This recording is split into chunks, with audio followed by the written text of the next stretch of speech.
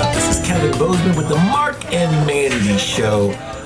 People ask me questions all the time about what does it take to make a good marriage. I think it starts at the very beginning when you write your own wedding vows. So important to write your own wedding vows. Also, my biggest pet peeve in a relationship, I've come to find out, is actually the relationship itself. Why didn't you tell me that I wasn't allowed to sleep with other people? That's ridiculous. Why would I have gotten into that relationship if I only have to be with you? Seriously, that's ridiculous. Anyway, I'm Kevin Bozeman, and thanks for joining me on Marc and Mandy.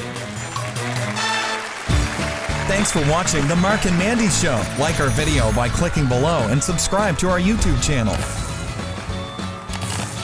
You can also connect with us on Twitter, Facebook, and Instagram.